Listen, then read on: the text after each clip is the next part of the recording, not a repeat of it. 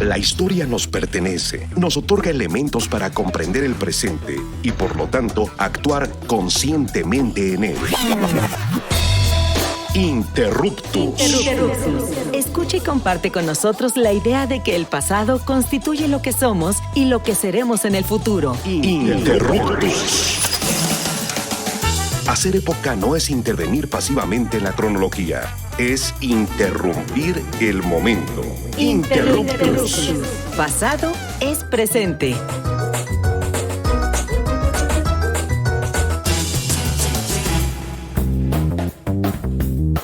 Hola, les doy la más cordial bienvenida a Interruptus, Pasado es Presente, su programa favorito de divulgación y reflexión sobre la historia. Yo soy Augusto Mote y hoy vamos a tener un programa bien interesante sobre bebidas y alimentos icónicos en nuestro país, ¿no? En específico el pulque, una bebida que prácticamente a todos y a todos nos gusta y que pues tiene una larga historia. Pero antes de entrar en materia, quiero saludar a Misael Chaboya que ya anda por acá. Misael, ¿cómo andamos? Bien, aquí pues ya listo para una conversación más, ahora sobre el pulque nuestro de cada día. Listo, en el Instituto Mexicano de la Radio, aquí en Radio Ciudadana. No antojar, ¿no? Porque ya va siendo hora, ¿no? De echarse un pulquillo. Y bien, como pues ya les había comentado previamente, vamos a conversar sobre esta bebida, ¿no? Una bebida ancestral y principalmente, ¿no? En un contexto, pues, actual, ¿no? Que se viene debido a la polémica, ¿no? De que en la Ciudad de México el gobierno está cerrando algunas de las pulquerías, ¿no? Que son bastante icónicas, ¿no? Y a partir de ello, pues también quisimos hacer un programa para reflexionar sobre la importancia, ¿no? De esta bebida y de este alimento tan tradicional en México, pues prácticamente, ¿no? Desde épocas prehispánicas. Y pues para introducirnos en materia, ¿no? Materia de México prehispánico, México novohispano, pues aquí tenemos a nuestro especialista de cabecera, Misael Chaboya, que nos va a hablar un poquito sobre ello. Claro, bueno, pues pusimos a trabajar a la unidad de investigaciones especiales de Interruptus Radio. Y bueno, pues obviamente si hablamos del pulque en la historia de nuestro país, tenemos que hablar justamente desde la época prehispánica, incluso yo diría que desde la época prehistórica, ¿no? Uh-huh. Ya creo que en las últimas décadas ha habido muchas investigaciones justamente sobre el aprovechamiento del maguey o de los distintos tipos de maguey que hay en nuestro país. Algunos de ellos pues producen justamente este tipo de líquido que hoy llamamos aguamiel y que de ahí obviamente se hace una bebida alcohólica que pues bueno, sabemos, como ustedes lo saben, querida audiencia, que ha estado presente de múltiples formas desde la época prehispánica, no solo en cuanto a la bebida, sino la utilización del maguey como elemento de construcción, como combustible, como también para hacer textiles, para alimentación, para muchas otras cosas, y que bueno, se sabe ahora que también por su valor nutricional de alto consumo, de alto valor calórico, debió haber sido también una de las plantas iniciales que las personas que habitaban lo que actualmente es México y quizá un poco más allá de sus fronteras aprovecharon pues de tiempos prehistóricos, ¿no? El aguamiel, pues que es justamente este líquido que emana cuando se le quita el centro a la planta y que va emanando justamente poco a poco, se va rascando, que se fermenta, se convierte en una bebida alcohólica que bueno, hoy denominamos genéricamente pulque, desde la época prehispánica, aunque en realidad no es una palabra de origen mesoamericano, ¿no? En realidad hay como una discusión ahí qué significa pulque. Ha habido algunas interpretaciones sobre es una derivación de una palabra, de una composición del náhuatl que significa como alimento fermentado. Hay otras discusiones que vienen pues justamente como la palabra maguey del origen araucano del Caribe. Pero bueno, pues por lo menos en la zona central de nuestro país se le ha denominado Octli, Neutli, Neutle, o para regiones justamente de pues donde yo también conozco, que es la zona mixteca, entre varias derivaciones se le denomina Didi, ¿no? Entonces, bueno, pues hablamos del pulque y hablamos también pues de elementos que van más allá del propio consumo de esta bebida, ¿no? Obviamente sabemos que hay toda una serie de elementos simbólicos que envuelven a la planta del maguey, al pulque mismo. Sabemos pues obviamente de la diosa Mayagüel, ¿no? De esta famosa, bueno, no famosa, pero de esta forma en cómo las historias de los dioses mesoamericanos, por ejemplo, la famosa borrachera de Quetzalcóatl, que hace que dentro de varias interpretaciones se acueste con su hermana, ¿no? Y eso hace que cometa uno de los pecados más, de los pecados, digamos, vistos desde la occidentalidad o de las faltas morales más fuertes de la cultura mesoamericana. Y bueno, pues sabemos también a partir de códices, de murales, como los murales de crónicas también, por supuesto, de distintas expresiones de la época prehispánica y coloniales, el uso del maguey y el uso del pulque, sobre todo el pulque con fines ceremoniales, ¿no? Sí, yo quería, digamos, ¿no? Como comentar, ¿no? Un poco sobre esta situación, ¿no? Puesto que muchas de las crónicas, ¿no? Que llevan a cabo, ¿no? Los frailes, ¿no? Que llegan a lo que ahora es México, es previamente Nueva España, pues hablaban un poco, ¿no? De que el pulque era utilizado, ¿no? Con motivos rituales y que, digamos, no era una bebida que consumiera el grueso de la población, ¿no? Y que incluso se llega a mencionar que a las personas ancianas, ¿no? Pues eran las únicas personas que tenían, ¿no? O que a las cuales les era permitido, ¿no? El consumo de pulque. ¿Y qué pasaba, por ejemplo, a todo aquel que se atreviera, ¿no? A consumir la bebida?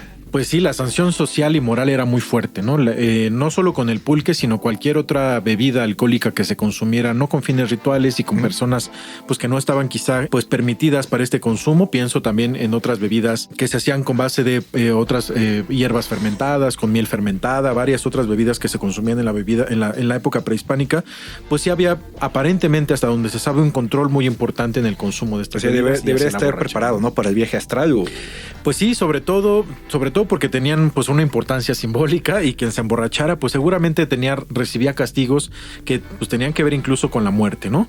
Y bueno, esto no cambia con la llegada de los españoles, ¿no? Con la llegada de los invasores europeos, la percepción sobre la borrachera es también condenada moralmente, aunque bueno, finalmente ellos no pueden controlar, ahora sí, después de la conquista, el consumo más desmedido del alcohol, ¿no? Se desacraliza, por supuesto, y la población empieza a beberlo desmedidamente, pero también se dan cuenta de que es un gran ingreso económico, y esto va a hacer también pues que la corona española durante el virreinato genere una forma de ingresar para las arcas reales a través de un impuesto del consumo del pulque. Claro, pues ahí veían el negocio, ¿no? Y sobre todo pues en la época, una época de pues, grandes comercios y digamos de economía agrícola, pues había que ver, ¿no? En el pulque como una actividad muy importante, ¿no? Que pues que tendrá muchos años, ¿no? Digamos, se mantendrá durante muchos siglos en México. Pues prácticamente hasta el siglo XIX, ¿no? Sí. Y que bueno, ya nos dirás ahorita un poco más adelante cómo va cambiándose justamente esto. Pero bueno, durante la época colonial pues tenemos este ingreso, no solo que se promueve un ingreso especial para el pulque, sino que se impulsa la producción del pulque. Vamos a ver que hay pues ya zonas importantes de la Nueva España que están destinadas a la producción de pulque, no solo en el centro del país. Se sabe que en varias zonas que hoy ya no son pues conocidas por el consumo del pulque, como Oaxaca, Jalisco, por ejemplo, pues todavía se toma de alguna forma marginal, pero ya no es como hoy que tenemos a Tlaxcala, Hidalgo, como los grandes centros productores de pulque, y que además se consume casi todo ello en la Ciudad de México, ¿no? Sí, sí. Entonces, bueno, pues obviamente la venta va a empezar a regularse, empiezan a aparecer las pulquerías, estas pulquerías que hoy están desapareciendo aquí en la Ciudad de México, y que bueno, pues sobre todo en centros urbanos es donde vamos a ver este nuevo tipo de consumo, ¿no? Sí, o sea, la pulquería, ¿no? Se convierte como un espacio, ¿no? De sociabilidad para, digamos, clases subalternas, ¿no? Por decirlo de alguna otra manera, ¿no? Puesto que la bebida era, digamos, consumida, ¿no? Principalmente por el grueso de la población, en su mayoría indígena, ¿no? O sea, ya, digamos, estas bebidas, pues, digamos, eso ya también es una cuestión incluso de clase, ¿no? Desde mi perspectiva. Claro, y bueno, pues ya después tenemos otras expresiones en las que empieza a aparecer el pulque de otra manera en la cultura popular, ya cuando México nace como una cultura, como una nación, ¿no? Digo, me estoy adelantando mucho, pero vamos a hablar un poquito, pues, cómo el pulque aparece en la época revolucionaria también, o incluso desde el porfiriato. Yo quería hacer notar, ¿no? Como justamente las propiedades, ¿no? Alimenticias del pulque, ¿no? O sea, ¿Qué nos nutre el pulque nuestro de cada día? A mí me daban pulque, ¿no? Cuando era niño. No, pero justamente esto viene como de una construcción o un imaginario en donde el pulque incluso puede suplir algunos otros alimentos, ¿no? O sea, es muy como común. El bistec.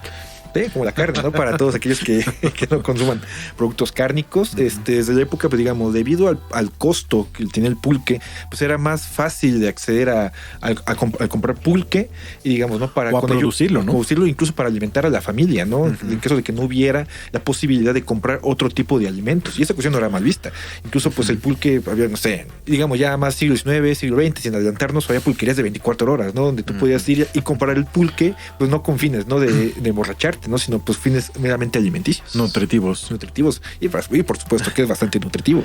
Claro, y bueno, además, querida audiencia, quizá ustedes no lo saben, pero Augusto es también originario de uno de los pueblos que además hoy sigue produciendo pulque pues ya un poco marginalmente, pero seguimos produciendo pulque en la Ciudad de México. Sí, ¿no? todavía hay algunos Contreras, espacios, ¿no? En Milpalta, en Tlalpan, en las zonas pues más al sur de la ciudad. Sí, todavía hay algunos espacios, ¿no? En donde, pues en la Ciudad de México todavía no hay, pues debido, ¿no? al tipo de agricultura, ¿no? Que es de temporal, pues se permite también la siembra, ¿no? De maguey pulquero.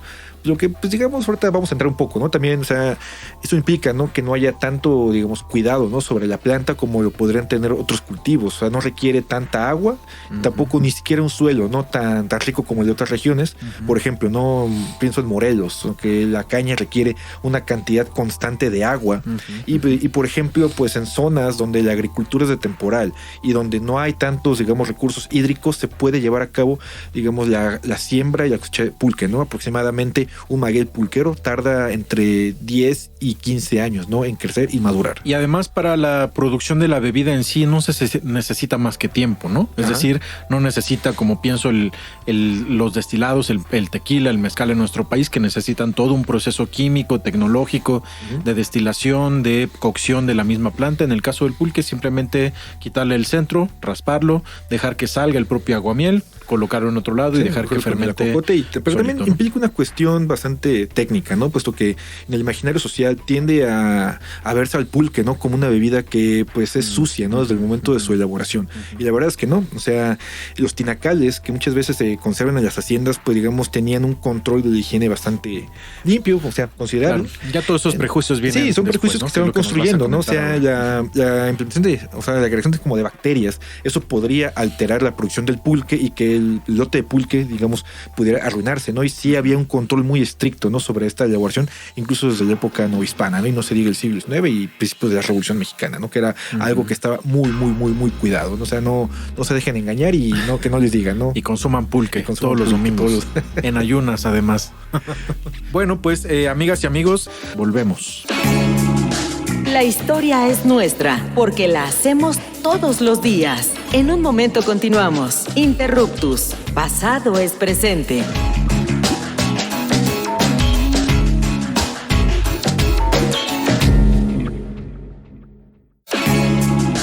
No somos los mejores del mundo, pero sí los mejores del rumbo. Continuamos en Interruptus. Conocimiento histórico para que no te tuerza la policía intelectual.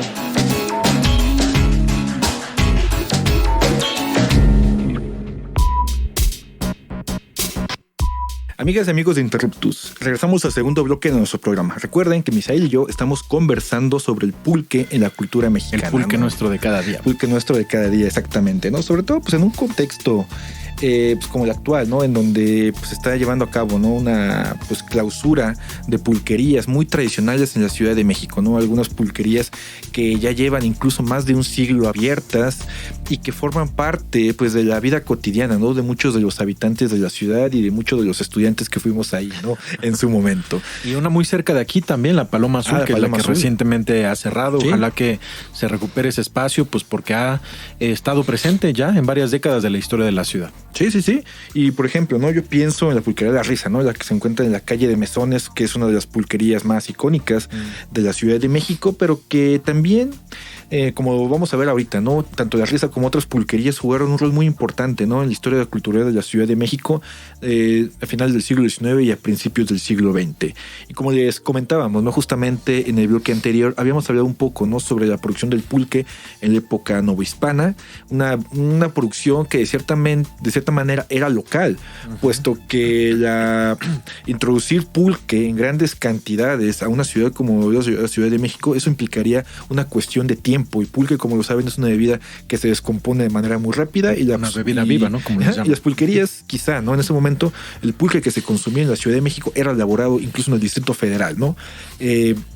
Ya vamos a ver cómo durante finales del siglo XIX, ¿no? La época porfiriana, con la implementación de estos nuevos medios de transporte, ¿no? Como lo son los trenes, vamos a ver ahora sí el nacimiento de una industria que pues va a crear importantísimas fortunas en el México porfiriano, como yo pienso, ¿no? La fortuna de Ignacio Torres Valladolid, el famoso rey del pulque, ¿no? Un personaje muy cercano a la figura presidencial de Porfirio Díaz, y que él, como otros tantos empresarios mexicanos dedicados a la agroindustria, formaron, digamos, completos emporios económicos, ¿no? Alrededor de cierto tipo de producción agrícola. Y digamos, ¿no?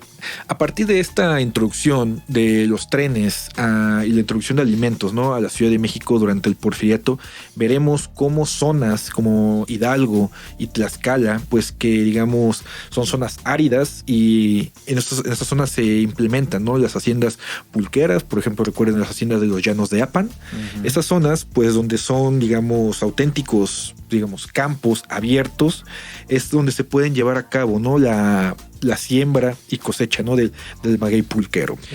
Y fíjate que también, pues quizá antes de pasar al siglo XX, me acordé de que en el siglo XIX, también con estos procesos científicos, ¿no?, del pensamiento que viene justamente pues de Europa, que impacta en México de distintas maneras, va a haber distintos intelectuales que se van a interesar por analizar científicamente al pulque, aunque suene extraño, pero por supuesto que hay múltiples. Uno de ellos, quizá el más conocido, es el escritor Manuel Paino, más conocido por su novela Los bandidos del Río Frío, que tiene un libro por ahí publicado que ustedes pueden encontrar porque se ha reeditado recientemente. Ahorita se me escapa el título del libro, pero él hace un estudio muy, muy detallado, muy interesante, además, sobre la planta del maguey, sus propiedades físicas, botánicas, alimenticias, los distintos usos que se hacía durante mediados del siglo XIX.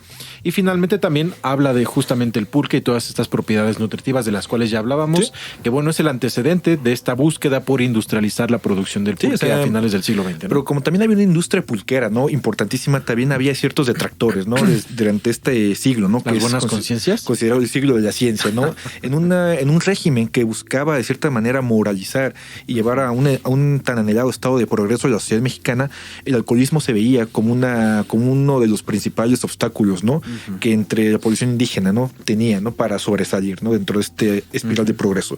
Y por lo tanto, las pulquerías, por cierta parte de la élite científica porfiriana, se veían como completos focos de infección. Eso que decían, el indio ebrio no puede ayudar al progreso de la patria, ¿no? Era parte de estos discursos cientificistas que se tenían en aquella época, y por lo tanto se tiende a, digamos, a demonizar el pulque como una bebida que obstruye el progreso y que únicamente es objeto de consumo de las clases populares, ¿no? Como si las clases medias o las clases altas no se embriagaran con otro tipo de licores, ¿no? Por ejemplo. O sea, pero esos sí eran sanos. Esos sí eran sanos, ¿no? O sea, la ginebra está bien, ¿no? El coñac está bien, ¿no? La absenta está bien para todos ellos, ¿no? Pero el pulque no, porque obviamente eso obstaculiza, ¿no?, el progreso al cual se aspiraba a llegar en una época, digamos, ¿no?, determinada, ¿no? No obviando las propiedades nutricionales que tenía, digamos, ¿no?, como lo hemos comentado en el bloque anterior, que tenía el pulque, y por lo cual una gran parte de la población durante el México porfiriano, pues, era lo que podía conseguir y obtener para alimentar a su propia familia. Y además habla, pues, de una forma de criminalizar también el tipo, que pasa con muchas cosas, ¿no? Pasa con plantas, con incluso algunas de las que hoy se consideran drogas, ¿no?, y que están prohibidas. Finalmente también hay una condena y hay una vinculación con la criminalidad, entre comillas, con la población de escasos recursos o los grupos subalternos, como tú dices, con este consumo que finalmente desde las clases gobernantes o de las clases altas van a condenarse no solo moral, sino también incluso jurídicamente. Sí, pero también hay que verlo como una cuestión de doble moral, ¿no? O sea, las personas que están construyendo sus emporios pulqueros son personas apegadas al gobierno, pero también desde el otro lado están criminalizando, ¿no?, el consumo de la bebida. Bueno, pues tenemos que además en esta época, como mucho durante el porfiriato, finales del siglo XIX, principios del siglo XX, va a haber ciertos cambios que van a provocar dentro de la industria de las bebidas alcohólicas en nuestro país, pues una condena todavía más fuerte hacia esta bebida, ¿no?, hacia el pulque. Sobre todo en una época, ¿no?, donde la higiene, ¿no?, se eleva, y la ciencia en general, ¿no?, se llevan como prácticamente rectores de las políticas de Estado, ¿no? Veremos a las pulquerías, o más bien se verán a las pulquerías como auténticos focos de infección, ¿no? Pero también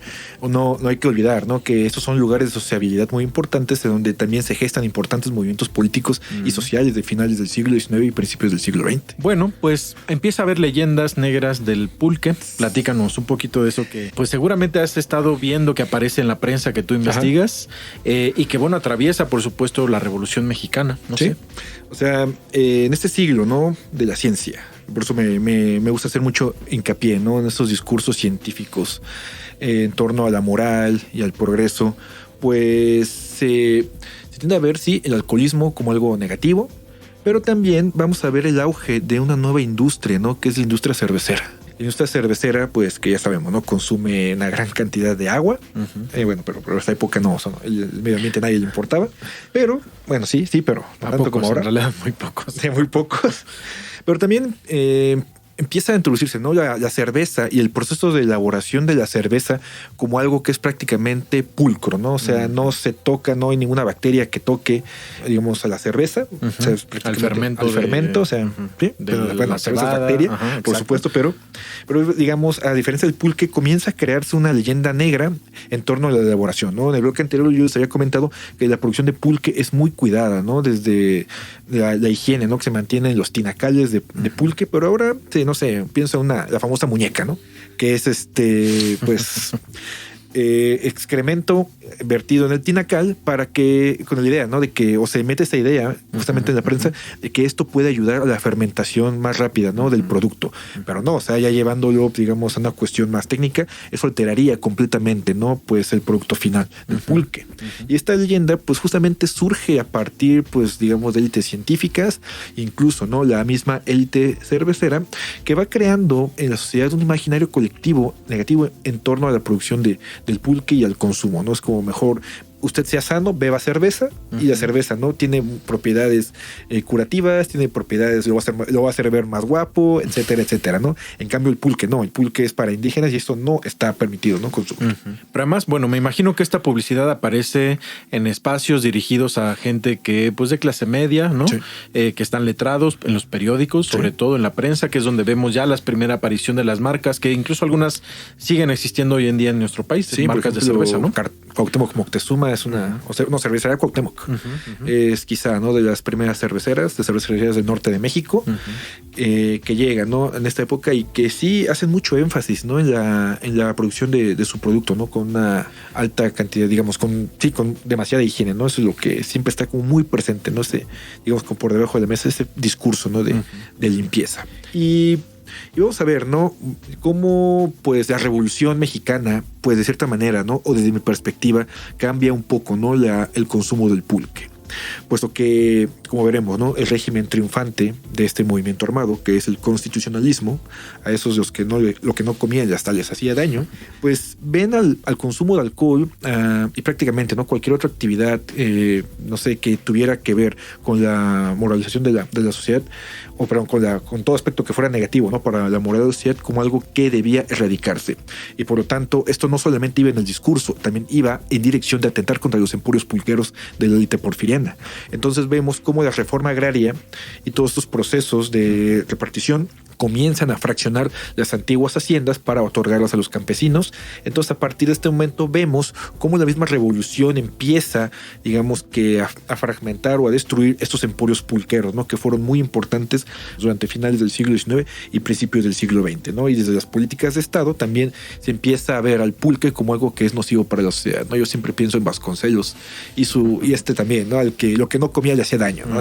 A Vasconcelos, y él escribe, ¿no? Bastantes artículos periodísticos en contra del pulque, justamente con este objetivo de degeneración de la raza y de analfabetismo. O sea, el pulque le echan la culpa prácticamente de todo y el pulque no les hacía nada.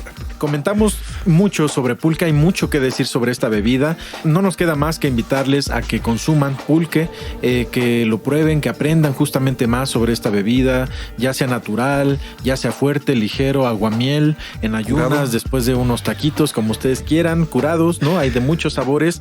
Siempre consuman, pues, natural. Obviamente, si el pulque les hace daño es porque no hay una producción adecuada, pero el pulque en sí no es que haga daño a los estómagos de las personas, al contrario, aporta una flora intestinal impresionante que les va a salvar de muchas enfermedades. Interruptus.